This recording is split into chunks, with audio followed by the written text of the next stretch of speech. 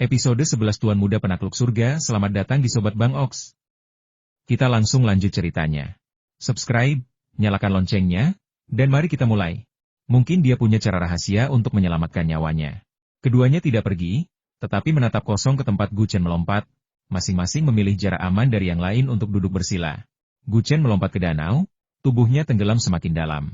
Air danau yang jernih dan dingin terasa seperti pisau tajam, menusuk setiap bagian tubuhnya, dan tekanan air yang kuat hampir membuatnya mati lemas. Dia mengerahkan seluruh kekuatannya, mencoba menghentikan tubuhnya yang tenggelam. Tetapi ketika dia mengerahkan kekuatannya, dia menyadari bahwa tubuhnya ditarik ke bawah oleh kekuatan yang tak terlihat. Gaya gravitasi ini berasal dari pusaran yang berputar cepat di bawahnya. Jika aku masuk, aku celaka. Gu Chen dengan putus asa mengerahkan seluruh kekuatannya, mencoba mengapung ke atas dan melepaskan diri dari daya hisap. Namun kekuatannya terlalu lemah dibandingkan dengan pusaran air, dan dengan suara wos, dia tersedot ke dalam pusaran air. Kekuatan pusaran yang dahsyat merobek otot-otot, terus-menerus memisahkannya dari tulang. Otot-otot itu robek memanjang, seolah-olah akan patah, dan darah terus mengalir dari robekan tersebut. Tulang-tulang itu ditekan dan mengeluarkan suara retakan. Kepalanya terasa seperti sedang dicabut dari tubuhnya, dan dia menjerit kesakitan, hanya untuk mendapati perutnya dipenuhi air danau yang dingin membeku. Rasa sakit itu melebihi apa yang dapat ditanggung tubuhnya, dan dia hampir pingsan beberapa kali. Untungnya, denyutan cepat dari benih jiwa terus memperbaiki tubuhnya yang robek. Jika tidak, tubuhnya pasti sudah hancur berkeping-keping sejak lama. Ledakan. Kekuatan yang merobek itu semakin kuat. Tepat ketika Gu Chen mengira tubuhnya akan terkoyak-koyak, sebuah kekuatan pendorong tiba-tiba muncul dari dasar pusaran dan melesat cepat ke atas menuju tubuhnya. Di seberang kolam maut, terdapat ruang terbuka yang dikelilingi tebing-tebing menjulang tinggi yang hampir tegak lurus dengan tanah. Seorang wanita cantik dengan kulit seputih salju dan rambut panjang tebal terurai di bahunya sedang duduk bersila. Wajahnya sangat cantik. Saking cantiknya sampai terlihat seolah-olah telah dipahat dengan sangat teliti. Alisnya yang halus dan tipis seperti daun willow, seolah digambar dengan kuas tinta, tampak anggun dan tenang. Warna eyeshadow biru muda itu sepertinya sengaja dibuat untuk wajahnya yang lembut dan cantik, sangat menawan. Mata indahnya sedikit terpejam. Di bawah hidungnya yang halus, bibirnya yang seperti buah ceri sedikit terbuka saat dia menarik dan menghembuskan napas. Kedua kakinya dirantai bersama dengan dua rantai yang bertuliskan rune khusus. Entah mengapa, dia tiba-tiba membuka kelopak matanya. Matanya, yang mempesona seperti mutiara bercahaya di bawah langit berbintang, langsung terpapar udara saat dia menatap tanpa bergerak ke permukaan danau yang dipenuhi rasa dingin. Ledakan. Permukaan danau tiba-tiba meledak, menyemburkan air kemana-mana, dan sesosok tubuh terlempar keluar dari air dan jatuh ke tanah. Wanita itu melirik orang yang terbang ke arahnya, lalu menutup matanya lagi. Mengapa masih ada orang di sini? Gu Chen, yang terbang menuju tanah, menatap wanita yang duduk di tanah dengan kebingungan di matanya. Ledakan. Gu Chen terjatuh dengan keras ke tanah. Kelemahannya mencegahnya untuk berteriak. Dia segera duduk bersila dan mulai memulihkan diri. Benih jiwa yang mampu memulihkan tubuh berdetak sangat cepat, dan seiring dengan detak benih jiwa tersebut, tubuhnya yang rusak pulih dengan kecepatan yang sangat pesat. Cedera Gu Chen sembuh dengan sangat cepat. Dia mendongak ke arah tebing-tebing menjulang yang hampir tegak lurus dengan tanah, lalu ke jurang maut yang mengerikan di belakangnya. Kebingungannya semakin bertambah. Keadaannya tidak seperti ini ketika dia melompat ke danau. Mungkinkah dia sekarang berada di sisi lain danau? Gu Chen menatap wanita itu dan menyadari betapa cantiknya dia. Tapi, mengapa dia diikat di sini? Mungkinkah ini penjara? Diliputi keraguan, Gu Chen bertanya kepada wanita itu. Senior, bisakah Anda memberitahu saya di mana tempat ini? Wanita itu tetap memejamkan mata dan mengabaikannya. Gu Chen menggaruk kepalanya dan berkata, apakah senior juga tidak tahu di mana tempat ini? Kalau begitu, bisakah kau memberitahuku siapa dirimu dan mengapa kau diikat di sini? Wanita itu tetap memejamkan mata dan mengabaikannya. Gu Chen benar-benar kesal. Dia bisa menerima diabaikan saat pertama kali bertanya, tetapi dia tidak menyangka pihak lain akan tetap mengabaikannya untuk kedua kalinya. Dia melanjutkan, karena kau sangat tidak menyukaiku, bisakah kau memberitahuku bagaimana cara pergi? Dikelilingi tebing-tebing curam, satu-satunya cara untuk melarikan diri adalah dengan melompat ke jurang maut. Kekuatan menyempit di dalam pusaran itu hampir membunuh Gu Chen, dan dia tidak ingin mengambil risiko itu lagi. Wanita itu tetap mengabaikannya. Gu Chen menduga dia telah salah paham dengan orang lain, dan dia menggaruk kepalanya lagi, sambil berkata, mungkinkah Anda tuli, senior? Wanita itu tiba-tiba membuka matanya, melirik pria itu, lalu menutupnya kembali. Gu Chen menyesal tidak memeriksa almanak sebelum meninggalkan rumah. Apakah hari itu hari yang tidak baik untuk keluar? Atau dia hanya berhati-hati terhadap wanita? Dalam waktu sesingkat itu, dia bertemu dengan 3 wanita asing. 2 wanita pertama sebagian besar diam, namun mereka menghunus pedang untuk membunuh. Wanita ketiga ini sama sekali tidak bersuara. Guchen mengerutkan bibirnya lemah dan berkata, sepertinya dia bisa mendengarku. Senior itu jelas tidak tuli. Tapi bagaimana aku bisa pergi? Apakah aku benar-benar harus melompat ke dalamnya? Guchen menatap jurang maut di depannya dengan ekspresi putus asa. Wanita itu tetap acuh tak acuh, dan Guchen menyadari bahwa hanya ada satu jalan untuk pergi. Tapi, dia hampir mati di dalam hatinya barusan. Apakah dia benar-benar akan mengambil jalan ini? Ekspresi wanita itu tiba-tiba berubah. Wajahnya semakin pucat, dan embun beku perlahan terbentuk di sekeliling tubuhnya. Gelombang hawa dingin memancar darinya, menyebabkan suhu di sekitarnya langsung turun. Dingin sekali. Terkejut oleh hawa dingin, Guchen tanpa sadar menggigil. Guchen mengalihkan pandangannya ke wanita yang memancarkan aura dingin. Wanita itu pucat pasi, memeluk kakinya dan menggigil kedinginan. Wajah dan tubuhnya tertutup embun beku, dan rambutnya bertabur kristal es. Apa yang terjadi? Guchen menatap wanita itu dengan bingung, ingin mendekat dan bertanya apa yang sedang terjadi. Tetapi, dia mengurungkan niatnya. Aku baru saja bertanya padamu, dan kau bahkan tidak menjawab. Mengapa aku harus peduli apakah kau hidup atau mati? Guchen berbalik dan hendak pergi.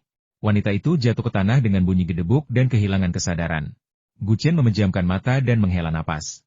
Sambil menggelengkan kepalanya berulang kali, dia menoleh ke arah wanita yang tiba-tiba pingsan di tanah. Kau mengabaikanku. Aku tidak mungkin sekejam itu sampai menemukanmu sekarat dan tidak menyelamatkanmu. Tapi bagaimana aku bisa menyelamatkanmu? Suhu tubuhmu sangat rendah. Aku tidak punya obat untuk menghangatkanmu. Jika aku meninggalkanmu tanpa pengawasan, kau pasti akan membeku sampai mati. Sambil melihat sekeliling, Guchen tidak menemukan kayu untuk menghangatkan dirinya. Dia menggelengkan kepalanya dengan pasrah dan berkata, selain panas tubuhku, tidak ada apapun di sini yang bisa menghangatkanku. Saya harap suhu tubuh saya bisa membantu. Guchen berjongkok dan memeluk wanita yang ada di pelukannya. Saat wanita itu memasuki pelukannya, embusan udara yang sangat dingin keluar dari tubuhnya, mengalir di sepanjang tubuh Guchen dan masuk ke dalam dirinya. Udara dingin ini sungguh menusuk. Dimanapun udara dingin itu menembus, lapisan embun beku putih langsung muncul. Embun beku putih ini mengeluarkan uap putih yang mengepul. Bagian tubuh mereka yang bersentuhan menjadi saling menempel erat, dan mereka tidak bisa melepaskan diri. Hembusan udara dingin yang besar terus-menerus memasuki tubuh Guchen.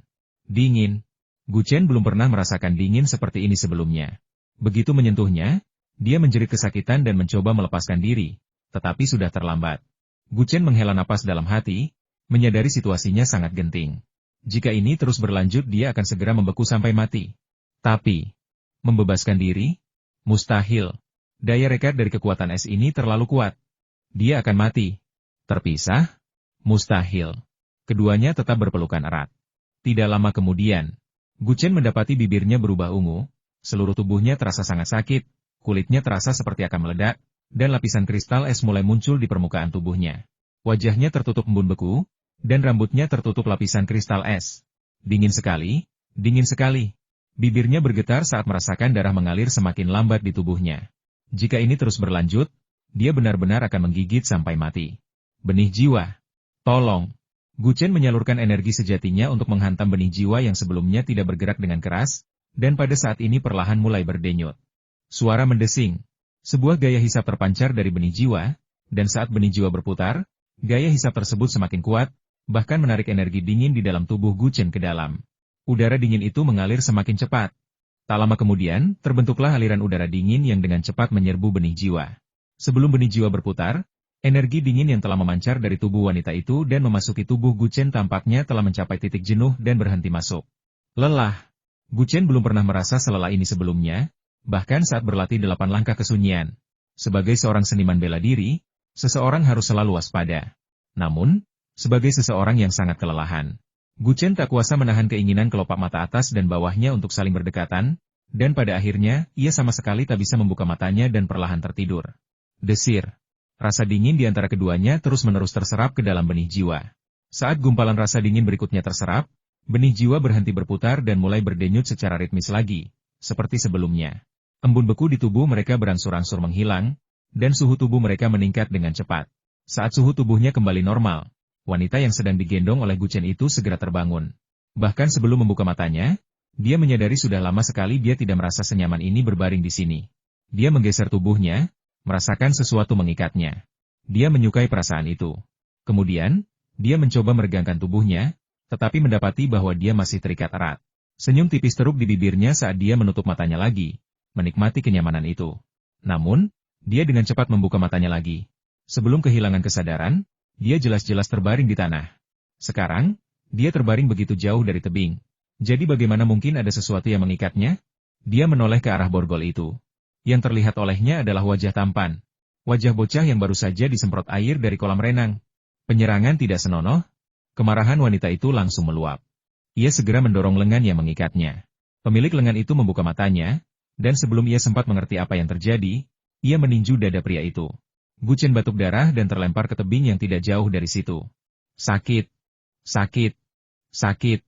Gu Chen, seperti udang rebus, meringkuk di tanah, kejang-kejang dan memuntahkan darah. Dia menyentuh tulang dadanya yang patah dan mengumpat, "Kau gila? Aku sudah baik hati menyelamatkanmu. Dan beginilah caramu membalas budiku?" Dia terbangun dan memukulku tanpa bertanya apa yang terjadi. Wanita itu sedikit mengerutkan kening saat melihat tubuhnya. Benar saja, embun beku itu telah hilang. Tubuhnya juga tidak sedingin sebelumnya. Baru kemudian dia menyadari bahwa orang lain itu tidak berbohong dan telah menyelamatkannya. "Menyelamatkan saya?" Wajah wanita itu tidak menunjukkan rasa terima kasih, melainkan seringai sinis kebaikanmu yang pura-pura tidak akan mempan padaku. Gu Chen bingung dengan kata-kata wanita itu yang tak dapat dijelaskan. Dia telah menyelamatkannya karena kebaikan, jadi dari mana datangnya kemunafikan ini? Tanpa sadar dia berkata, "Wanita gila, apakah kau sakit? Setidaknya aku sudah menjalankan tugasku, aku tidak mau repot-repot berurusan denganmu." Saat wanita itu mendengarkan keluhan Gu Chen, seringai sinis tersungging di sudut bibirnya yang cantik. Gu Chen mengabaikan reaksi aneh wanita itu, berpikir bahwa dia benar-benar tidak cocok berurusan dengan wanita hari ini. Dia hanya melihat sekeliling tebing dan jurang maut dan menghela napas dalam hati. Wanita gila ini memang gila dan aku tidak bisa mengandalkannya. Aku sudah di sini begitu lama, kedua wanita itu seharusnya sudah pergi sekarang. Aku akan melompat ke bawah dan melihat apakah aku bisa pergi melalui jalur air. Gu Chen melompat ke danau, memercikan air setinggi beberapa meter. Wanita itu memperhatikan sosok Gu Chen yang menjauh sambil melompat turun, kilatan amarah terpancar di matanya. Dia mencuri sekteku dan sekarang dia ingin mencuri teknik kultivasi warisan sekteku? Jangan berani-beraninya. Lalu dia duduk bersila. Gu Chen, yang sudah melompat ke dalam air, tentu saja tidak mendengar apa yang dikatakan wanita itu. Begitu memasuki air, ia langsung menyelam seperti sebelumnya, dan segera menemukan bahwa ada pusaran air di dasar danau seperti sebelumnya. Mungkinkah aku yang mengirim pusaran air sebelumnya masuk, dan pusaran air ini yang mengirimku keluar? Sebelum dia sempat menyelesaikan pikirannya, daya hisap yang sangat kuat dari pusaran air itu menariknya dengan cepat ke bawah. Dia berjuang dan terus berjuang, tetapi akhirnya tersedot oleh daya hisap pusaran air tersebut. Kekuatan pusaran di dalam pusaran air menyebabkan Gu Chen mengalami siksaan terkoyak dari daging dan tulangnya sekali lagi. Dia terus meraung di dasar danau, berjuang melawan kekuatan yang merobek itu. Benih jiwa itu berdenyut lebih cepat dari sebelumnya, memulihkan tubuhnya. Setelah menahan rasa sakit yang luar biasa, hampir tercabik-cabik, kekuatan dahsyat kembali muncul dari bawah pusaran, melesat cepat ke arah tubuhnya, seperti sebelumnya. Ledakan. Ia terhuyung-huyung keluar dari air dan melayang di udara. Lingkungan sekitarnya bukan lagi tebing dan jurang, melainkan pemandangan familiar yang pernah dilihatnya sebelum melompat ke jurang maut. Melihat pemandangan ini, Gu Chen tahu bahwa memang benar seperti yang dia duga. Pusaran air di dasar danau telah membawanya keluar. Karena tak bisa menahan kegembiraannya, dia berteriak, "Haha, akhirnya aku keluar." Namun kegembiraan itu dengan cepat sirna karena kehadiran dua wanita yang berdiri di tepi danau. Mengapa mereka masih di sini? Kegembiraan Gu Chen langsung sirna ketika melihat dua wanita gila yang telah melemparkannya ke danau tidak jauh dari situ. Seharusnya dia berdiri tegak di tepi danau, tetapi karena kedua wanita gila itu belum pergi, dia akhirnya duduk di tanah dengan bunyi gedebuk. Aduh! Gu Chen bergegas berdiri, mengabaikan rasa sakit di pantatnya. Jika dia tinggal lebih lama, dia hanya akan dibunuh oleh kedua wanita ini. Apakah kalian berpikir seperti itu tentang laki-laki? Aku masih muda. Aku benar-benar tidak cocok untuk kalian. Gu Chen mengumpat pelan, bangkit dan melompat ke danau. Kembali ke sini. Dengan sekali gerakan tangan, Bai Lian mengirimkan pita merah yang terbang keluar dari lengan bajunya dan melesat ke arah Gu Chen. Untungnya aku melompat tepat waktu, kalau tidak aku pasti sudah mati di tangan kedua wanita ini. Mendengar tangisan Bai Lian, Gu Chen diam-diam menghela napas lega atas keberuntungannya. Tepat saat dia melompat ke udara dan hendak jatuh ke dalam air, sebuah pita merah, seperti ular panjang, melilit pinggangnya dan mengikatnya. Gaya tarik berasal dari salah satu ujung pita, menarik Gu Chen kembali ke arah ujung lainnya. Sialan! Gu Chen mengumpat, dan buru-buru menghunus pedang tanpa bayangannya untuk memotong pita yang menyeretnya. Dasar bajingan, kau tak mau memotong pitaku. Jika Gu Chen memotong pita itu, dia pasti akan jatuh kembali ke danau. Bai Lian meraih pita itu dengan satu tangan dan dengan cepat menariknya kembali. Dengan tangan satunya, ia meraih sepatu bersulam dari kaki kirinya yang terangkat dan membantingnya ke pisau tanpa bayangan milik Gu Chen sambil menebas pita tersebut, berusaha menangkis serangan pisau. Gu Chen secara alami melihat sepatu bersulam itu datang ke arahnya, dan dengan cepat meningkatkan kecepatan tebasannya, memotong pita itu dalam satu gerakan. Berdebar, Gu Chen jatuh ke danau bersama sepatu bersulamnya. Sepatu bersulam itu mendarat tepat di atas pita yang melilit Gu Chen, dan mengikutinya saat ia turun. Setelah 2 kali terombang-ambing oleh pusaran air di dasar danau, Gu Chen kelelahan dan lapar. Saat turun, ia mulai mencari sesuatu untuk dimakan agar dapat memulihkan energinya ketika ia terlempar keluar dari air. Seekor kura-kura sedang mengejar ikan dan kebetulan lewat di depan Gu Chen. Tidak ada yang akan ragu untuk memanfaatkan kesempatan seperti itu untuk mendapatkan makanan tanpa perlu banyak usaha. Saat ia meraih kura-kura dan ikan itu, sebuah daya hisap yang sangat besar yang berasal dari pusaran air tiba-tiba menarik Gu Chen masuk. Seperti 2 kali sebelumnya, Gu Chen sekali lagi berada di dasar danau, merasakan sakit tak berujung yang ditimbulkan oleh pusaran air. Akhirnya, gelombang kekuatan dari dasar pusaran air mendorongnya ke permukaan. Melihat tebing-tebing curam di sekelilingnya, Gu Chen tahu bahwa dia memang telah kembali ke salah satu ujung dasar danau. Air tersebut telah melontarkan Gu Chen tinggi ke udara, dan tubuhnya belum sepenuhnya sadar, sehingga ia tidak dapat menyesuaikan diri dengan baik. Akibatnya, ia jatuh dengan keras ke tanah. Memalukan sekali. Sangat memalukan. Sebagai seorang praktisi bela diri, Anda bahkan tidak bisa mendarat dengan mulus setelah lepas landas. Gu Chen memandang wanita yang duduk bersila di kejauhan dengan ekspresi malu dan menyapanya. Hai, aku kembali lagi. Wanita itu menatap Gu Chen dengan dingin, dan hendak memejamkan matanya, tetapi perhatiannya tertuju pada pita merah dan sepatu bersulam itu. Setelah pergi, dia kembali lagi. Aneh sekali. Dan dia mengenakan sepatu bersulam dan pita merah di pinggangnya. Bahkan orang yang paling tidak penasaran pun akan menoleh 2 kali. Lagi pula, sepatu dan pita ini, jelas merupakan barang yang hanya akan digunakan oleh wanita. Bagaimana mungkin barang-barang ini dipakai oleh pria dewasa? Ekspresi berpikir muncul di mata dingin wanita itu, dan tak lama kemudian ekspresi jijik terlintas di matanya. Seolah berkata, dasar mesum. Mesum? Gu Chen dengan mudah memahami maksud orang lain. Dia menggoyangkan ikan dan kura-kura di tangannya, benar-benar bingung, dan bergumam, aku jelas-jelas memegang kura-kura dan ikan, jadi mengapa dia menyebutku mesum? Apakah itu berarti ada tulisan, mesum, di dahiku? Gu Chen tidak mengerti. Meskipun dia tidak cukup tampan untuk membuat wanita tergila-gila padanya, setidaknya dia tampan. Bagaimana mungkin dia seorang mesum? Wanita itu mengalihkan pandangannya dari pinggang Gu Chen, menutup matanya lagi, dan tidak memberikan respons. Mungkinkah ada sesuatu di pinggangku? Gu Chen menatap pinggangnya dengan bingung. Dia tidak menyangka akan melihatnya. Tetapi setelah melihatnya, dia tidak bisa menahan senyum getir. Karena terburu-buru untuk melarikan diri, dia hanya fokus memotong pita merah, lupa melepaskan pita yang melilit pinggangnya. Lemparan Bai Lian tepat sasaran, dia melemparkan sepatu bersulam itu tepat di tempat Gu Chen jatuh ke air. Saat itu, Gu Chen begitu fokus mencari makanan sehingga dia tidak menyadari sepatu itu tersangkut di bajunya. Wanita ini jelas salah paham. Gu Chen memutuskan bahwa, demi reputasinya, ia harus menjelaskan dirinya kepada wanita di hadapannya yang tidak banyak bicara. Gu Chen dengan cepat melepaskan pita merah, membuang sepatu bersulamnya, dan menjelaskan dengan sungguh-sungguh. Tidak, saya bukan orang mesum. Anda pasti salah paham. Aku benar-benar melompat karena sedang dikejar. Orang yang mencoba membunuhku masih menunggu di sana. Kalau tidak, kenapa aku bertanya padamu apakah ada cara lain untuk melarikan diri? Ekspresi wanita itu tetap dingin. Dia mengangkat alisnya dan mengucapkan 2 kata dengan acuh tak acuh. Seorang wanita? Gu Chen mengerti bahwa pihak lain menanyakan apakah orang yang mengejarnya adalah seorang wanita. Cerdas. Gu Chen mengacungkan jempol dengan kuat dan mengangguk gembira. Brilian. Ternyata yang mengejarku adalah seorang wanita. Begitu dia mengatakan itu, Gu Chen merasa ada yang salah. Dia baru saja menjawab bahwa itu adalah seorang wanita.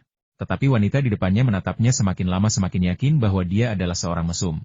Yah, semakin saya jelaskan, semakin buruk jadinya. Gu Chen merasa lebih getir daripada orang bisu yang menelan ramuan pahit. Apa yang perlu dijelaskan? Apa kau pikir aku bahkan bisa menjelaskannya padanya?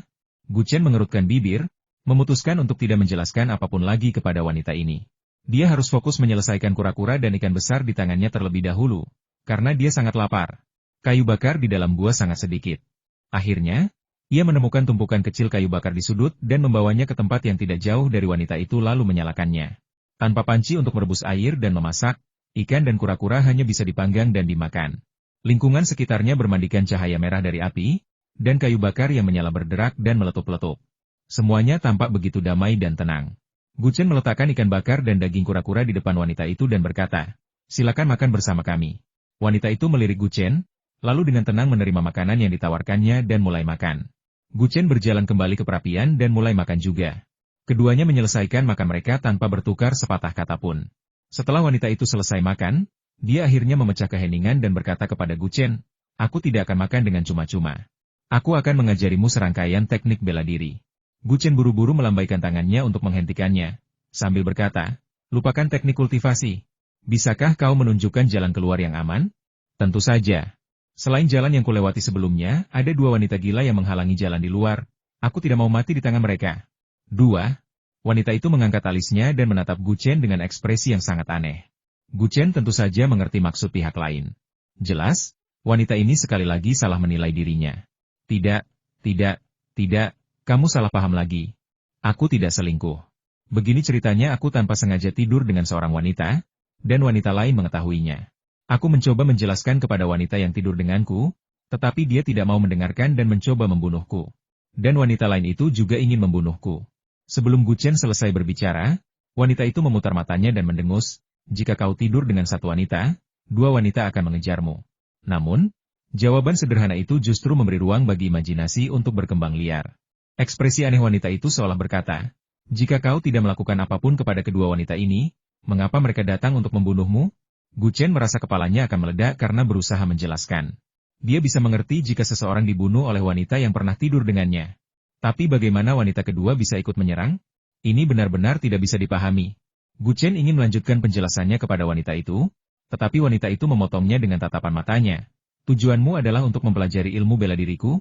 Gu Chen, dengan mulut ternganga, hendak menjelaskan apa yang baru saja terjadi. Tetapi setelah mendengar ini, dia segera menutup mulutnya dan bergumam, "Apa-apaan ini? Aku bahkan tidak tahu di mana tempat terkutuk ini. Aku bahkan tidak tahu siapa kau. Apa yang seharusnya aku pelajari darimu?" Wanita itu tidak mengatakan apapun lagi, hanya memasang seringai jijik di wajahnya. Gu Chen tidak peduli apakah wanita itu mempercayainya atau tidak. Sebaliknya, dia tertarik dengan kepercayaan dirinya dan mau tak mau bertanya, "Apakah Anda sangat kuat?" Senyum sinis dan meremehkan terlintas di mata wanita itu. "Mencoba mencuri teknikku secepat ini? Kau masih terlalu hijau." Gu Chen menatap wanita itu dari atas ke bawah, lalu menunjuk rantai di belakangnya, kemudian berkata dengan sinis, "Jika kau benar-benar sekuat yang kau kira, bagaimana mungkin kau dikurung di sini? Bahkan jika aku belajar, aku akan belajar tekniknya dari orang yang mengurungmu di sini. Meskipun kau belajar dariku dan menjadi sangat terampil, kau tetap akan berakhir dikurung di sini." Kilatan amarah melintas di mata wanita itu. Dia melirik Gu Chen, lalu menutup matanya dan tetap diam. "Tidak bisakah aku bertemu dengan satupun wanita berakal sehat hari ini?" Gumam Gu Chen pada dirinya sendiri, sambil juga menyesali bahwa dia tidak memeriksa almanak sebelum keluar hari ini. Dia dikutuk dengan nasib buruk dalam urusan wanita, karena bertemu dengan tiga wanita yang tidak stabil secara mental dalam satu hari. Wanita pertama dan kedua menghunus pedang mereka dan menyerang tanpa penjelasan apapun. Tetapi wanita ketiga ini terus mengatakan hal-hal yang tidak masuk akal, seolah-olah semua orang di dunia ingin mempelajari seni bela dirinya. Aku penasaran apakah kedua wanita galak itu sudah pergi? Jika aku keluar sekarang, aku mungkin akan bertemu mereka lagi. Sebaiknya aku berlatih di sini dan meningkatkan level kultivasiku. Dengan begitu, peluangku untuk lolos dari mereka akan meningkat. Gu Chen mengabaikan wanita itu dan berjalan ke tempat yang jauh darinya untuk mulai berlatih 8 langkah terpencil. Kedua wanita itu terlalu kuat. Untuk melarikan diri dari mereka, satu-satunya pilihan adalah menggunakan 8 langkah terpencil. Bahkan sedikit peningkatan pada 8 langkah terpencil akan sangat membantu untuk melarikan diri. 8 langkah terpencil, satu langkah mencakup 8 area terpencil. Saat ia menapaki 8 anak tangga yang sunyi, bayangan Gu Chen memenuhi seluruh ruang. Wanita itu membuka matanya dan memandang pemandangan itu dengan takjub. "Aku tidak pernah menyangka anak ini benar-benar akan menguasai 8 langkah kehancuran." Namun, keterkejutan di wajahnya lenyap seketika, dan dia mencibir, "Kau telah berusaha keras dan mencoba segala kali ini kau mengirim seorang jenius, berharap aku akan tergoda oleh bakatnya dan mewariskan teknik itu kepadanya. Jangan pernah berpikir untuk melakukannya." Gu Chen tenggelam dalam keadaan misterius. Dia merasakan keseimbangannya semakin membaik. Setelah mengambil langkah keempat, langkahnya tak menunjukkan tanda-tanda berhenti, dan dia melangkah maju lagi. Langkah kelima, seberkas cahaya putih melintas, dan Gu Chen muncul di tempat yang lebih jauh. Gu Chen sangat gembira. Menguasai langkah kelima pasti akan meningkatkan peluangnya untuk melarikan diri dari kedua pria itu. Namun, dia tidak berniat pergi sekarang. Jika Anda mengambil langkah kelima dan masih tidak bisa melepaskan diri dari lawan, maka Anda benar-benar ditakdirkan untuk sepenuhnya berada di tangan mereka. Dia duduk bersila, menyadari bahwa hanya dengan meningkatkan kekuatannya dia memiliki peluang untuk meloloskan diri dari lawannya. Sutra Hati Api Darah. Gu Chen mulai berkonsentrasi pada kultivasi, dan energi spiritual dalam tubuhnya melonjak, terus-menerus memasuki roda dan berkumpul di roda spiritual ke-9, yang secara bertahap tumbuh. Teknik jantung api darah. Mata wanita itu berbinar saat dia dengan cepat mengenali teknik yang digunakan Gu Chen. Cahaya di mata wanita itu cepat menghilang dan lenyap. Sebuah seringai mengejek terdengar saat dia berkata, teknik jantung api darah yang telah kau pelajari hanyalah versi cacat yang berasal dari teknik jantung langit merah. Bahkan sebagai versi cacat, kau belum menguasainya sepenuhnya. Jika itu adalah metode kultivasi yang lengkap, kekuatannya akan setidaknya beberapa kali lipat dari yang kamu miliki sekarang. Bagaimana dia bisa tahu? Suara ini membuat pikiran Gu Chen jernih. Sebagai seorang kultivator, dia tahu betul bahwa metode kultivasi ini tidak lengkap, seperti yang dikatakan wanita itu. Kekuatan yang dilepaskannya jauh dari apa yang dijelaskan dalam metode tersebut. Gu Chen berhenti berlatih, membuka matanya, dan berkata dengan agak canggung, "Senior, apakah Anda memiliki versi lengkapnya?" Wanita itu melirik Gu Chen dengan tenang dan berkata, "Jika kau ingin belajar, aku akan mengajarimu." "Mau belajar? Aku akan mengajarimu." Apakah ini sungguh-sungguh? Gu Chen tak kuasa menahan diri untuk bertanya-tanya apakah semua kesialannya hari ini telah berakhir. Wanita dingin dan angkuh ini ternyata mengetahui seluruh sutra hati api darah? "Senior," Gu Chen bertanya dengan ragu-ragu, "Anda tidak sedang mempermainkan saya, kan?" Wanita itu mengabaikan Gu Chen, tetap duduk bersila dengan tenang sambil menutup mata, melafalkan mantra perlahan dan dengan sengaja. Siapapun yang telah menguasai metode hati api darah akan segera mengenali bahwa ini adalah api darah yang sempurna. Setelah mendengarkan penjelasan wanita itu, Gu Chen tak sabar untuk duduk dan berlatih kultivasi. Ia segera menyadari dari umpan balik energi sejatinya bahwa api darah sempurna ini jauh lebih kuat daripada yang sebelumnya.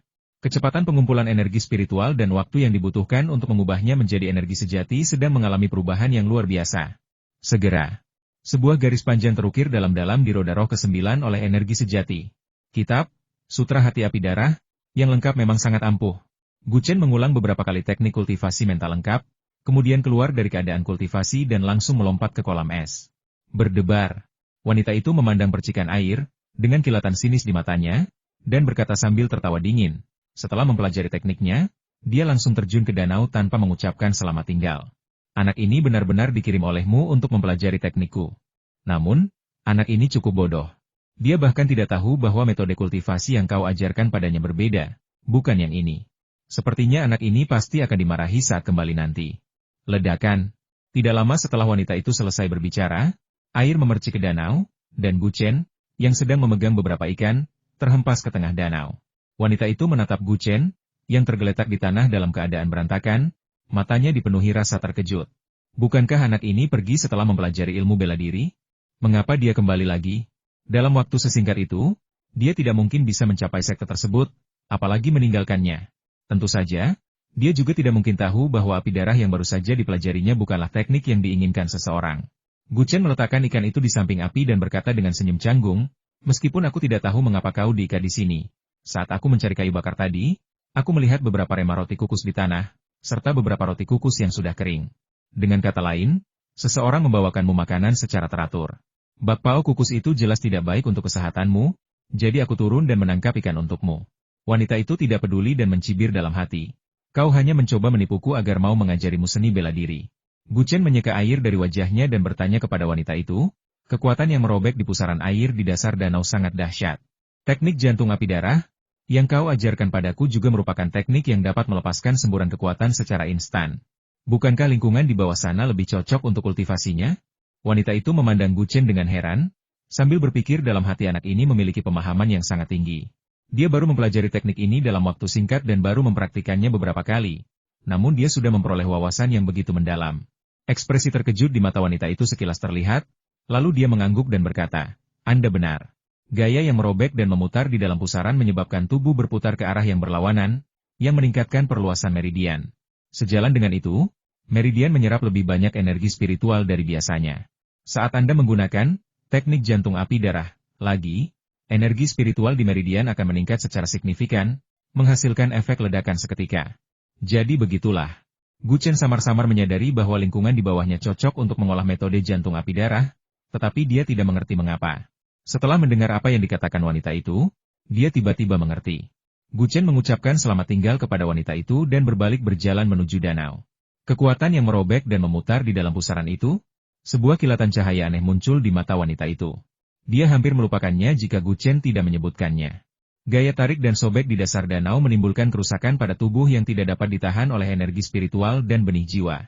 Hampir tidak ada seorang pun yang melompat ke sana yang keluar hidup-hidup. Benda ini sudah turun dan naik kembali, bolak-balik, berkali-kali. Mungkinkah gaya tarik di bawahnya telah melemah? Dengan pertanyaan itu di benaknya, dia melambaikan tangan kepada Gu Chen dan berkata, "Tunggu sebentar." Gu Chen berhenti, berbalik, menatap orang lain dengan ekspresi bingung, dan bertanya, "Apakah ada sesuatu yang Anda butuhkan?" Wanita itu melirik ke sisi lain danau dan berkata, "Apakah aliran listrik di bawah sana melemah? Tidakkah kau tahu apa yang terjadi di dalam sebelum kau turun?" Gu Chen menatap marah ke seberang danau, menggulung lengan bajunya, dan berkata, "Aku baru saja memberitahumu, aku dikejar ke danau oleh dua wanita yang tidak waras. Tidak ada cara lain selain melompat ke danau. Aku tidak peduli dengan hal lain, jadi aku langsung melompat. Lagi pula, aku baru bergabung dengan sekte itu dalam waktu singkat, jadi wajar saja aku tidak tahu apa yang terjadi di dalamnya." Wanita itu melirik Gu Chen dengan penuh pertimbangan dan bertanya, "Bagaimana situasi di bawah sana?" Mengingat kembali adegan di mana dia hampir tercekik sampai mati oleh cengkeraman pusaran air, Gu Chen tak kuasa menahan rasa merinding dan memberi isyarat, "Aku belum pernah melihat kekuatan mencekik sekuat ini. Ketika saya turun hingga sekitar 10 meter, saya tiba-tiba tersedot ke dalam pusaran air yang sangat besar. Daya hancur di dalam pusaran air itu sangat besar. Jika saya tidak salah, bahkan sebuah batu besar seberat 1000 pon pun bisa langsung hancur di dalamnya." Wanita itu langsung memahami situasi di dalam dan mengangguk, sambil berkata, "Sepertinya kekuatan yang mencekik di dalam tidak hanya tidak berkurang, tetapi justru meningkat." Wanita itu dipenuhi keraguan bahwa Gu Chen mampu keluar hidup-hidup.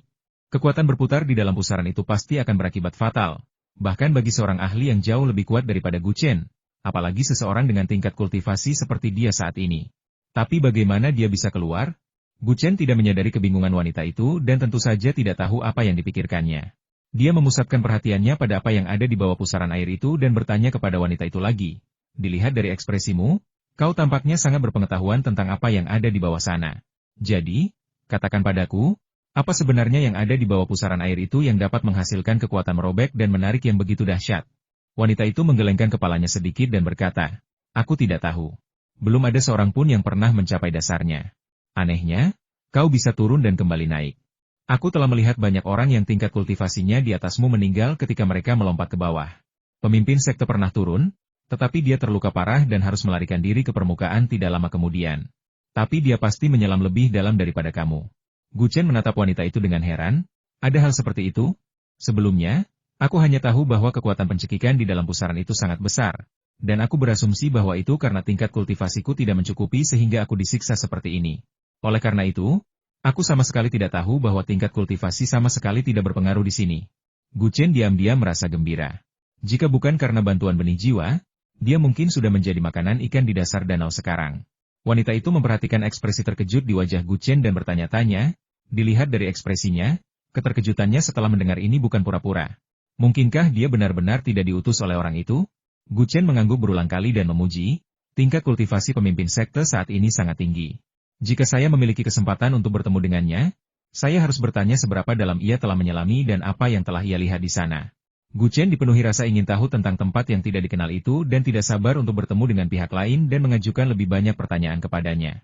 Wanita itu menatapnya dengan dingin dan menunjuk, dia adalah mantan pemimpin sekte. Mantan pemimpin sekte? Gu Chen mengangkat alisnya, tetapi dengan cepat pulih. Entah itu mantan atau pemimpin sekte saat ini, kemampuan untuk menyelami hal-hal sedalam itu sudah sangat mengesankan.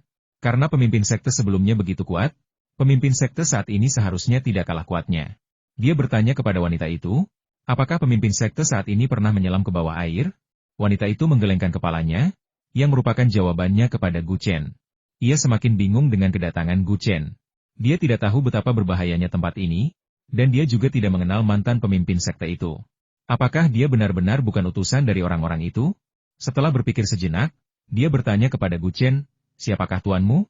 Gu Chen melambaikan tangannya dan tertawa kecil. "Aku baru sebentar berada di sekte ini dan masih murid luar. Bagaimana mungkin aku punya guru?" Sekte tersebut memiliki aturan bahwa hanya murid inti yang dapat menjadi murid magang. Tidak ada guru. Siapa yang mengirim orang ini? Wanita itu mengerutkan kening, semakin bingung dengan kedatangan Gu Chen. Tapi siapapun yang mengirimnya, pada akhirnya dia mengincar teknik kultivasinya. Gu Chen tidak peduli mengapa wanita itu menanyakan pertanyaan-pertanyaan itu kepadanya. Perhatiannya tetap terfokus pada pusaran itu, dan dia bertanya, "Aku masih penasaran tentang apa yang ada di bawah sana. Bisakah kau memberitahuku apakah mantan pemimpin sekte itu mengatakan sesuatu tentang apa yang mungkin ada di bawah sana?" Setelah berpikir sejenak, wanita itu berkata, "Mantan pemimpin sekte itu mengatakan bahwa mungkin ada peluang besar di bawah sana. Jika kita bisa masuk ke dalam, kita mungkin akan mendapatkan banyak keuntungan. Tentu saja, mungkin juga ada banyak bahaya di bawah sana. Mereka mungkin akan terbunuh begitu mereka turun." Gu Chen setuju dengan apa yang dikatakan mantan pemimpin sekte itu, mungkin ada peluang atau bahaya di bawah sana. Bagaimanapun, dengan kekuatanku saat ini, aku belum mampu menyelam ke bawah. Aku harus turun dan fokus pada kultivasiku. Setelah mengucapkan selamat tinggal kepada wanita itu, Gu Chen melompat ke danau. Wanita itu meliriknya dengan linglung, lalu menutup matanya lagi.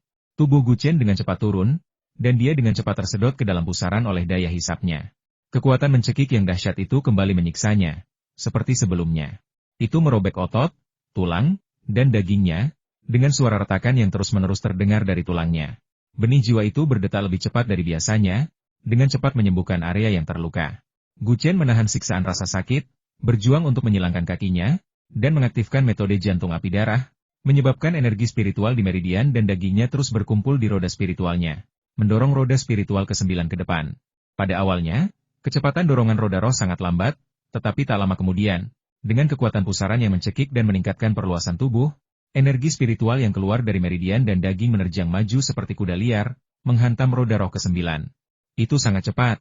Melihat panjang roda roh ke-9 yang telah diukir, Gu Chen sangat terkejut hingga matanya hampir melotot.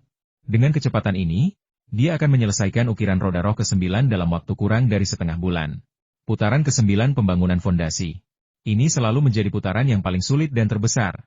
Hal ini bahkan memunculkan sebuah pepatah di dunia pertanian, satu siklus sama dengan 10 tahun. Bagi seorang praktisi bela diri biasa, biasanya dibutuhkan waktu 10 tahun untuk menyelesaikan putaran ke-9 dari proses pengukiran.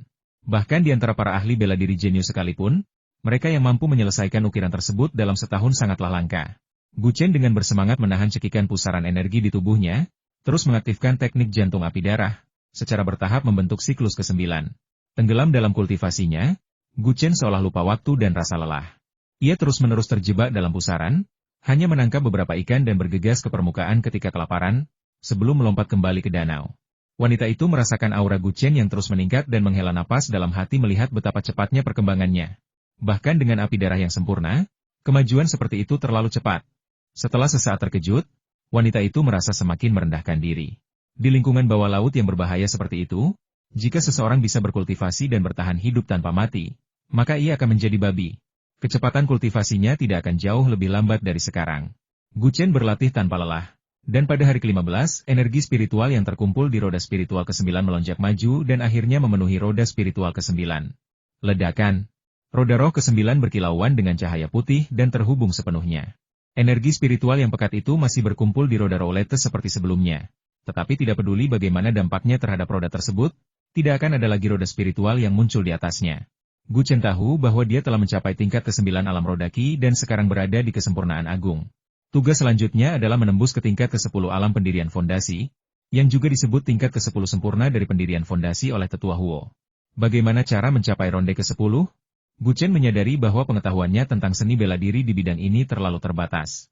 Sepertinya dia perlu kembali dan berkonsultasi dengan Tetua Huo. Aku penasaran, apakah kedua wanita gila itu sudah pergi? Gu Chen mengerutkan kening, menopang dagunya di tangannya di dalam air. Sudah sekitar setengah bulan.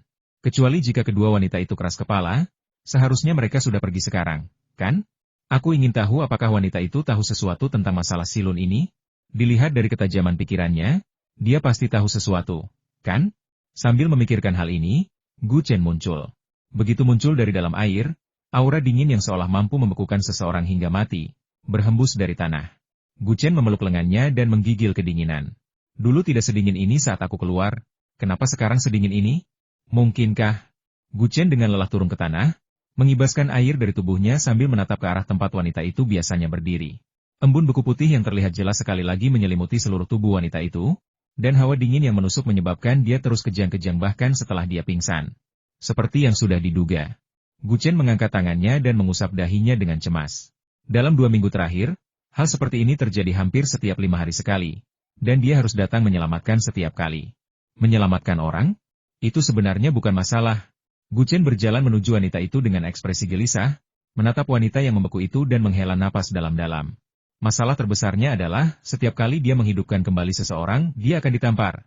Bagaimana rasanya mengalami patah tulang?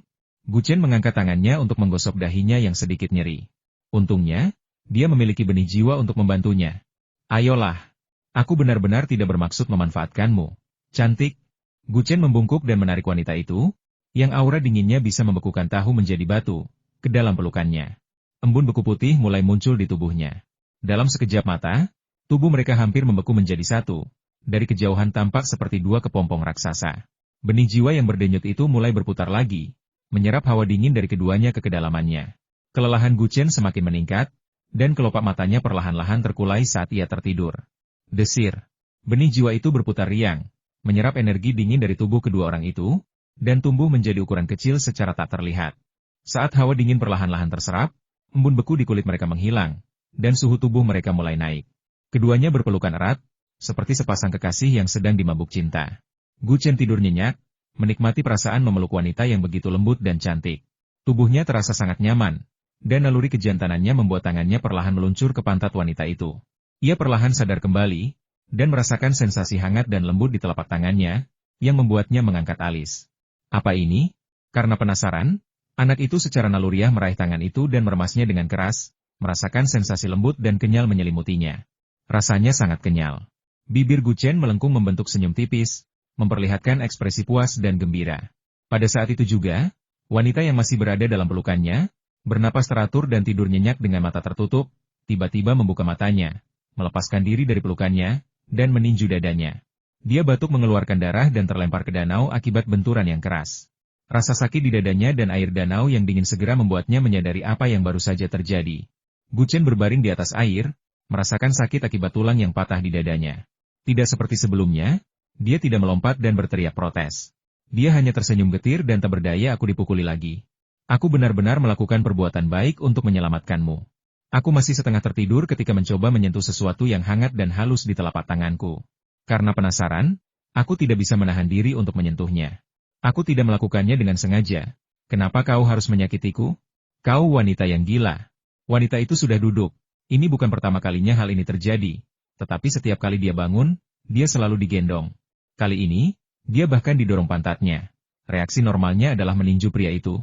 Setelah hening sejenak, wanita itu memandang Guchen di dalam air dengan rasa ingin tahu yang lebih besar. Diam-diam bertanya-tanya, apa yang ada padanya sehingga dia bisa menyerap energi dingin dari tubuhku?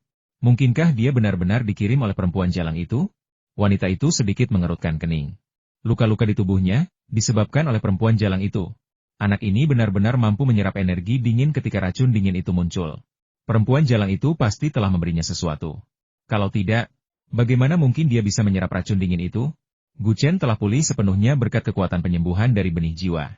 Dia mendayung melewati air menuju pantai, naik ke atas batu, dan berkata, ngomong-ngomong, ku dengar pendirian fondasi sempurna telah mencapai 10 siklus sempurna, pembentukan alas bedak yang sempurna, 10 tahap yang sempurna.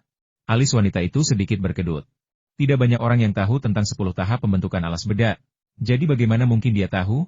Guchen memahami keraguan wanita itu dan menjelaskan, saya mendengarnya dari orang lain, dan saya ingin mencobanya. Wanita itu mengamatinya sejenak dan menemukan bahwa Guchen kini telah mencapai tingkat ke-9 alam rodaki. Dia baru saja memasuki tingkat ke-9 alam rodaki ketika datang ke sini. Tetapi di luar dugaan, dia telah mencapai puncak alam rodaki hanya dalam waktu setengah bulan. Anda harus tahu bahwa orang biasa membutuhkan setidaknya 10 tahun untuk naik dari tingkat ke-9 alam rodaki ke puncak tingkat ke-9. Sementara itu, orang ini mencapai puncak tingkat ke-9 alam rodaki hanya dalam waktu sekitar setengah bulan. Wanita itu diam-diam penasaran tentang kekuatan penghancur seperti apa yang ada di bawah air yang dapat berpadu sempurna dengan api darah. Tampaknya api darah, bersama dengan lingkungan bawah air, benar-benar memiliki kesempatan untuk membentuk fondasi yang sempurna dan mencapai tingkatan 10 yang sempurna. Gagasan untuk mencapai pembangunan fondasi yang sempurna atau terobosan 10 tahap yang sempurna. Wanita itu berhenti sejenak sebelum berkata, adalah sesuatu yang hanya memiliki peluang untuk berhasil bagi mereka yang memiliki bakat luar biasa. Gu Chen menjawab dengan senyum percaya diri 9 siklus kesempurnaan agung dalam setengah bulan. Bukankah itu yang disebut bakat luar biasa? Wanita itu mengamati Gu Chen lama sekali. Lalu menghela napas, sesuatu yang jarang terjadi padanya. Bakatmu memang luar biasa. Dan ketekunanmu tak tertandingi. Sayang sekali, kau tidak memiliki roh bela diri, jadi kau tidak bisa dianggap sangat berbakat. Jiwa bela diri? Mata Gu Chen berkedut berulang kali saat rasa malu karena jiwa bela dirinya diambil hari itu kembali menghantam pikirannya. Dulu aku punya roh bela diri. Gu Chen menghela napas dan berkata. Lagi pula, itu salah satu dari 10 roh bela diri tingkat raja. Sayang sekali bajingan itu mengambilnya secara paksa. Anggota klan yang sama? Kerabat dekat?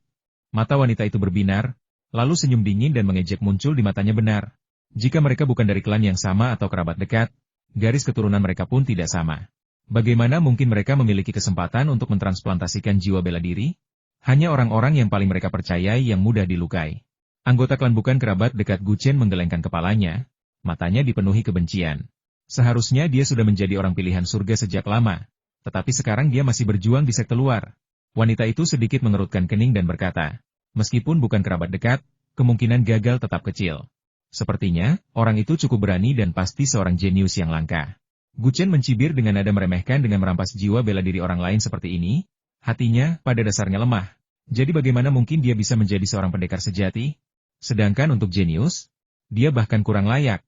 Wanita itu kembali menatap Gu Chen dengan lebih banyak kekaguman di matanya. Terlepas dari apakah dia dikirim oleh bajingan itu atau tidak, setidaknya keteguhan hatinya patut dikagumi.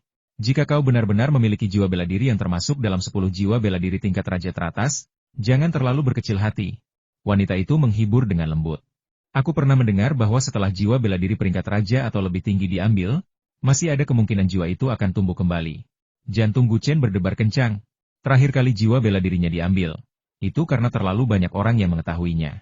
Kali ini, aku benar-benar tidak ingin ada yang tahu bahwa benih jiwa lain telah terlahir kembali di dalam diriku. Dan itu bahkan dalam bentuk embrio jiwa kembar. Oh tidak. Wanita itu menatapku. Gu Chen tahu bahwa jika dia mencoba menyembunyikan keterkejutannya sekarang, itu akan dengan mudah menimbulkan kecurigaan, jadi dia dengan cepat mengubah keterkejutannya menjadi senyum gembira dan berkata, maksudmu? Benar-benar ada kemungkinan roh bela diriku bisa tumbuh kembali? Wanita itu meliriknya dengan acuh tak acuh dan berkata, itu hanya sebuah kemungkinan. Ada rumor yang mengatakan bahwa untuk membangkitkan kembali semangat bela diri seseorang, ia perlu menyerap sejumlah besar harta karun yang langka dan berharga. Menurut legenda, sulur hijau surgawi di dalam sekte penopang langit meneteskan setetes cairan spiritual setiap 1000 tahun. Jika kau bisa mendapatkan cairan spiritual ini, bukan hanya roh bela dirimu yang akan bangkit kembali, tetapi bahkan mungkin bisa mengalami kelahiran kembali dan melahirkan roh bela diri yang lebih kuat. Sekte penopang langit? Aku tidak mengenal sekte ini. Gu Chen berusaha keras menatap wanita itu dengan tatapan kosong, seolah-olah dia baru pertama kali mendengar nama itu. Diam-diam ia merasa gembira karena benih jiwa baru telah tumbuh di tubuhnya, yang memang karena ia telah memperoleh cairan spiritual milenium, dan itu adalah setetes cairan spiritual emas yang unik. Pada saat yang sama, mereka juga takjub dengan keberuntungannya. Jika dia tidak menyelamatkan Lusu, dia tidak akan mendapatkan cairan roh milenium, apalagi mampu mencapai nirvana dan menciptakan jiwa bela diri yang lebih kuat. Wanita itu, tentu saja, tidak tahu apa yang dipikirkan Gu Chen, dan menjelaskan, sekte Qing Tian adalah sekte yang abadi, setara dengan 5 kerajaan kuno. Gu Chen sudah mendengar semua ini, tetapi dia masih berpura-pura sangat frustrasi dan berkata, lalu bagaimana saya bisa mendapatkannya? Wanita itu mengelus rambutnya, seolah ingin menenangkan Gu Chen, dan berkata, aku hanya mengatakan itu. Mungkin suatu hari nanti kau akan berkesempatan mendapatkan setetes. Gu Chen kembali tenang, mengangguk dengan mantap, dan berkata, meskipun aku tidak memiliki roh bela diri, aku tetap ingin mencobanya. Wanita itu terkejut dengan tekad Gu Chen untuk menembus ke tingkat ke-9 dari pembentukan fondasi. Dia melirik Gu Chen dan menjelaskan, menembus ke tingkat ke-10 dari pembentukan fondasi sempurna berbeda dengan menembus alam lainnya. Pertama, kamu membutuhkan bakat. Kedua, kamu membutuhkan keberuntungan.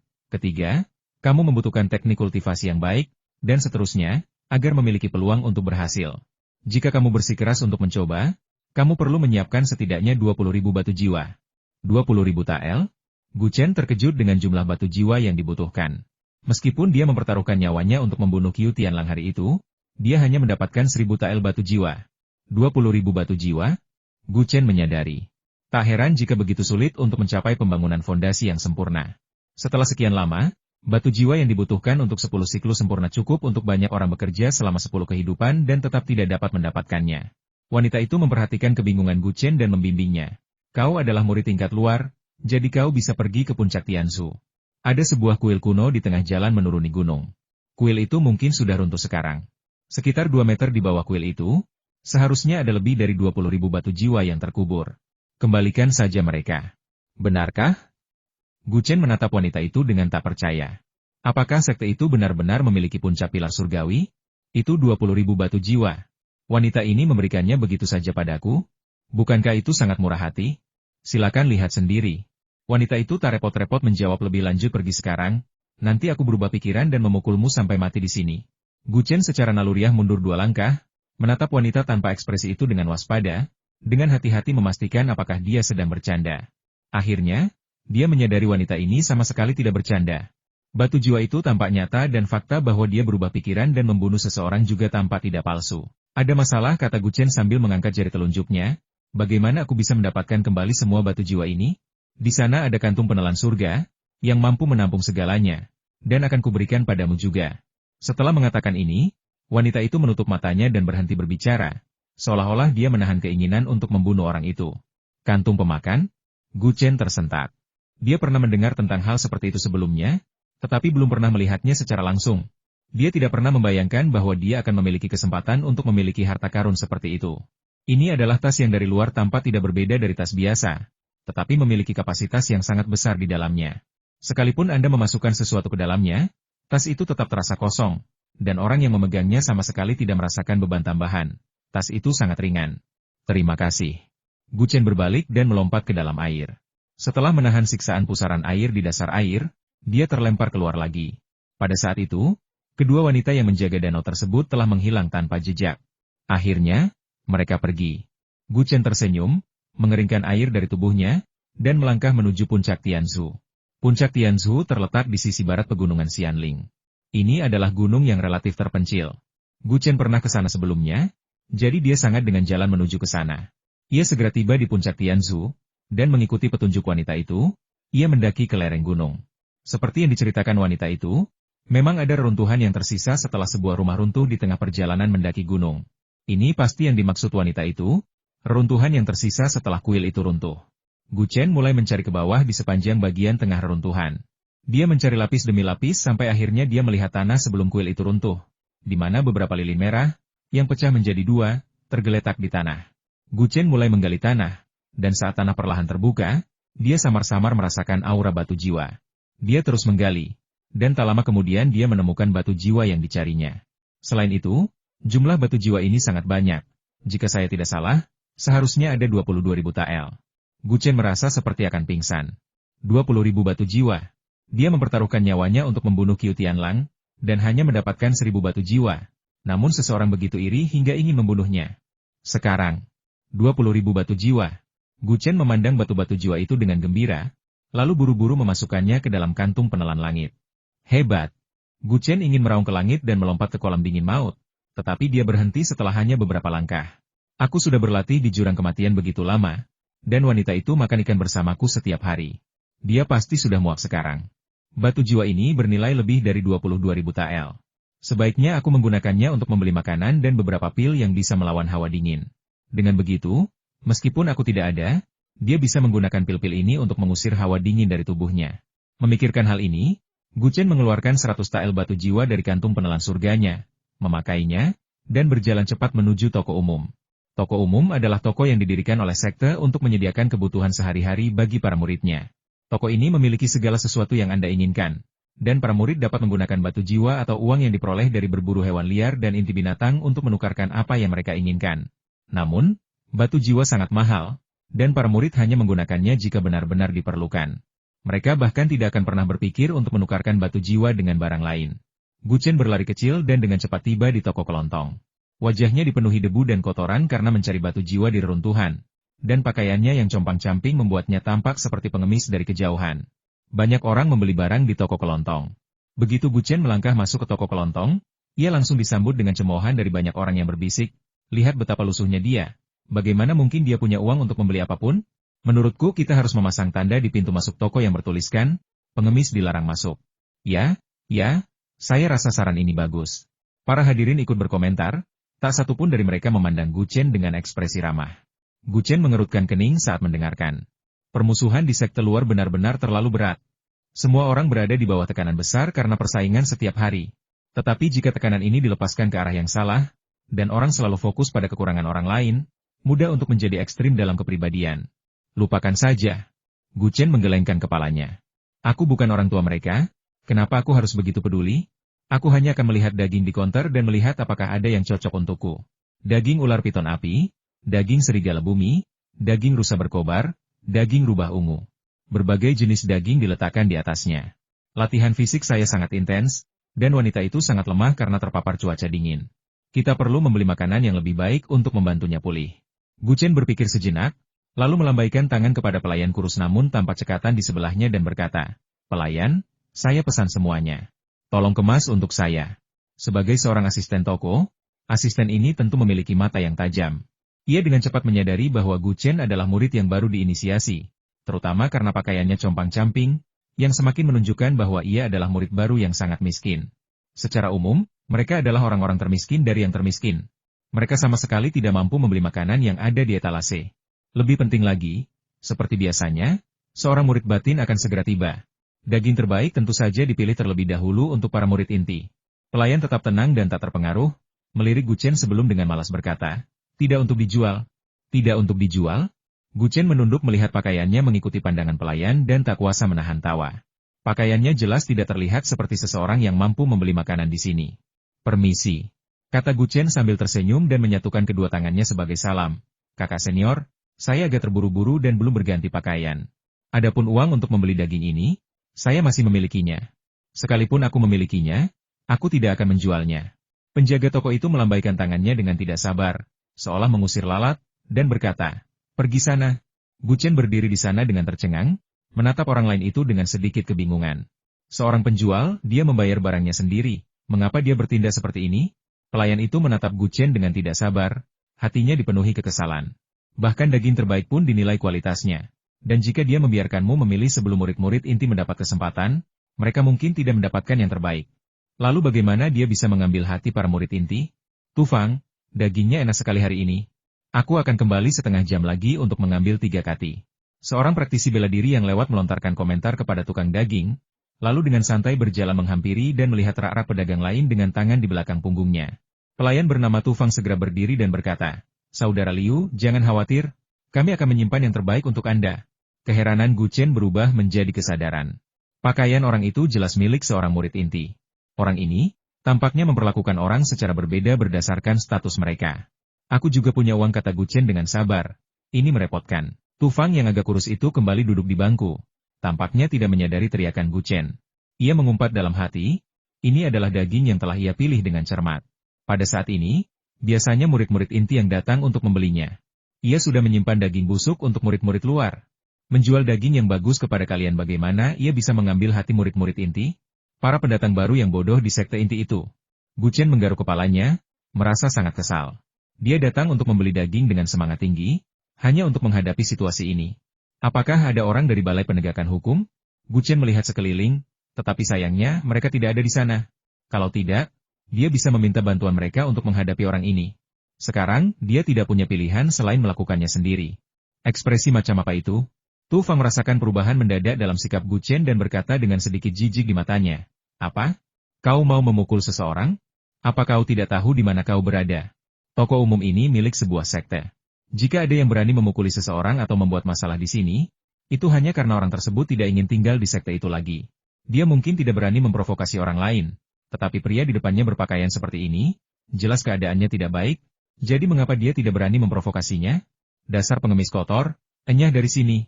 Orang-orang di sekitar mereka, yang menyaksikan pemandangan ini, berbisik di antara mereka sendiri siapa sangka Tufang, yang biasanya selalu bersikap hormat dan menjilat kepada semua orang, ternyata memiliki sisi yang begitu tangguh. Namun, Anda tidak bisa menyalahkan mereka. Toko kelontong bukanlah lembaga amal. Jika Anda tidak punya uang, apakah Anda berharap diberi sesuatu secara cuma-cuma saat datang ke sini?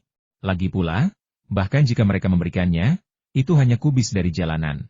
Barang-barang ini sangat mahal. Mengapa ada orang yang mau memberikannya kepadamu secara cuma-cuma?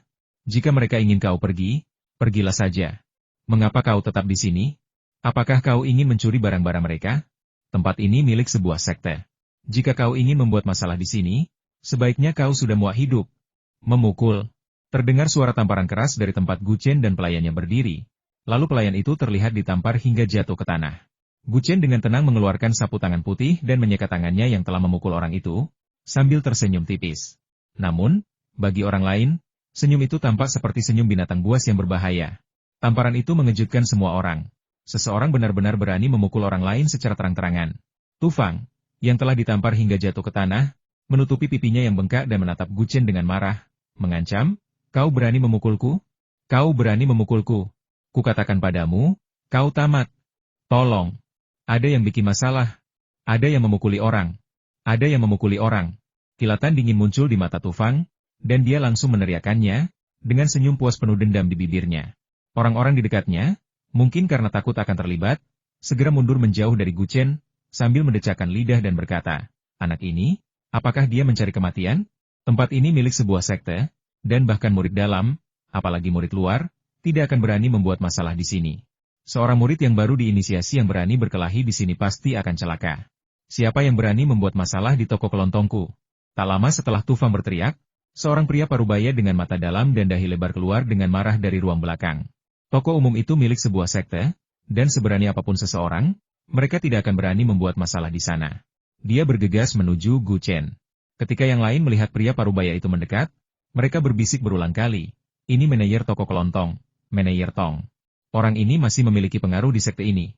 Dulu, ketika para tetua membuat masalah di sini, dia membawa mereka ke balai penegakan hukum dan mengunci mereka di penjara bawah tanah. Seorang murid yang baru diinisiasi, dengan manajer Tong yang secara pribadi memimpin kali ini, pasti akan dikirim ke penjara bawah tanah. Adapun siksaan yang akan dia derita di penjara bawah tanah, itu di luar imajinasi kita. Sepertinya, bahkan tanpa manajer Tong berbicara, semua orang sudah meramalkan nasib Gu Chen akan segera terjadi." Tu Fang, yang sedang duduk di tanah, tersentak ketika melihat manajer Tong mendekat.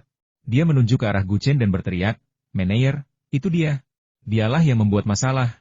Lihat apa yang telah dia lakukan padaku." Sambil berbicara, dia menolehkan wajahnya, yang masih terdapat tanda 5 jari, ke arah manajer Tong. Melihat bekas 5 jari yang dalam itu, wajah manajer Tong langsung muram. Bahkan saat memukuli anjing, seseorang harus mempertimbangkan pemiliknya. Bawahannya telah dipukuli begitu parah, jelas menunjukkan bahwa pihak lain tidak menganggapnya serius. Dia tidak perlu menghormati orang-orang yang tidak menghargainya. Wajahnya berubah gelap, dan secercah niat membunuh terlihat di antara alisnya.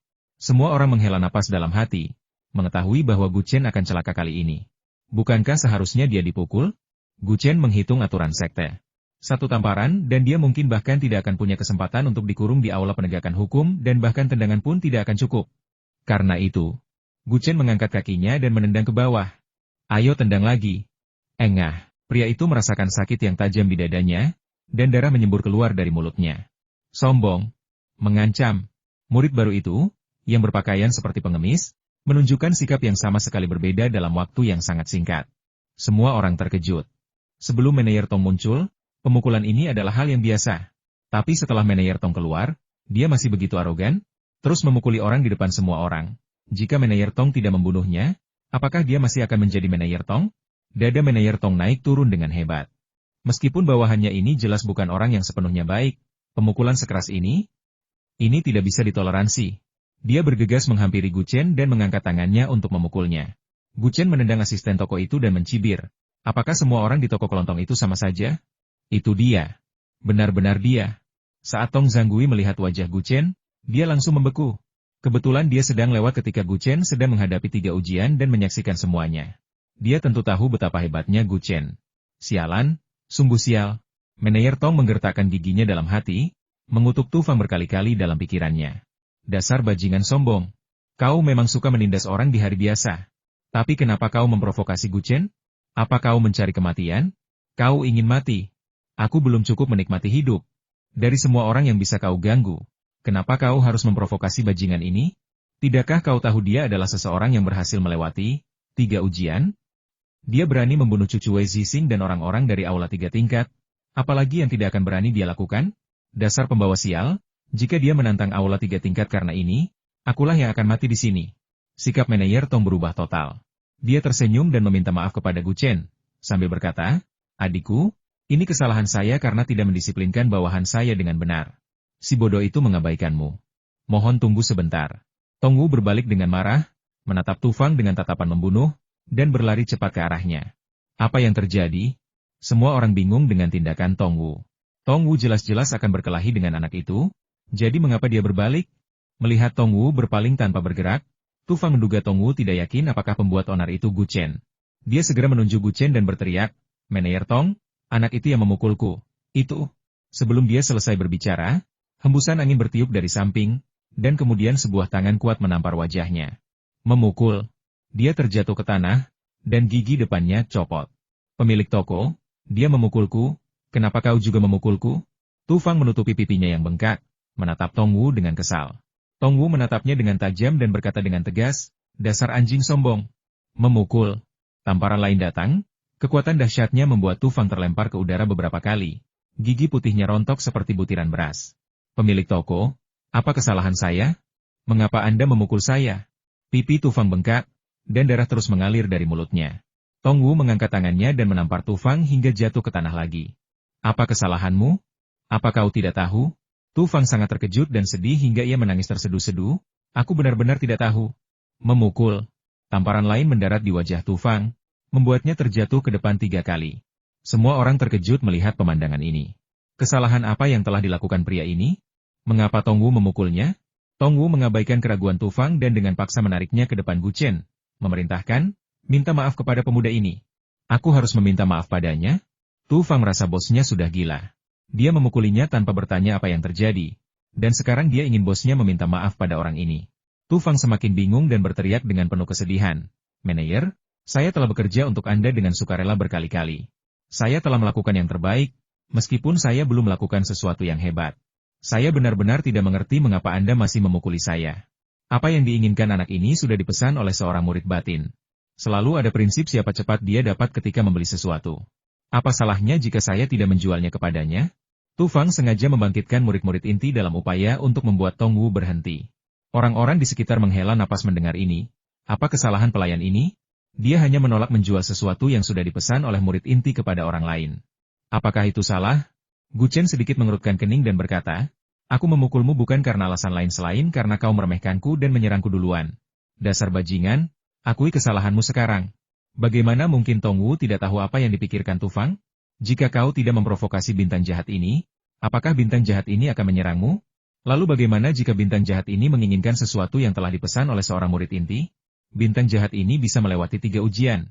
Tanpa banyak bicara, dia menampar wajah Tufang lagi, membuatnya jatuh ke tanah. Masih saja keras kepala, ya? Mata Tufang berlinang air mata kesedihan.